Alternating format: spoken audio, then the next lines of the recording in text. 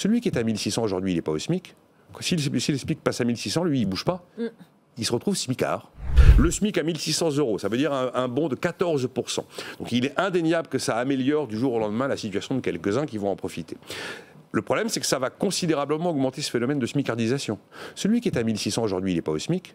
Si le SMIC passe à 1600, lui, il ne bouge pas. Il se retrouve smicard. Certes, il n'a pas perdu de salaire, mais, mais dans l'esprit, psychologiquement, ça a un impact. Quand vous vous retrouvez dans la catégorie des smicards alors que vous n'y étiez plus. Ensuite, vous savez qu'on détruit de l'emploi. C'est obligatoire. Ça a été d'ailleurs validé par tous les observateurs des programmes, y compris l'OFCE, qui est quand même un observatoire économique qui a une fibre un peu keynésienne et assez sociale. C'est pas l'Institut Montaigne ou c'est pas l'IFRAP, par exemple.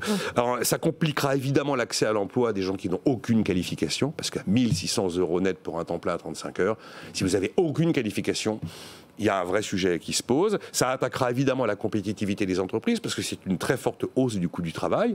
Et après, vous avez une énorme facture de dépenses publiques parce que c'est une montagne d'allègements de cotisations supplémentaires qu'on va accorder au niveau d'un SMIC. À moins de dire que on n'est plus à 0 cotisation patronale à un SMIC. C'est ça. Alors là, ce serait encore plus un choc sur le coût du travail.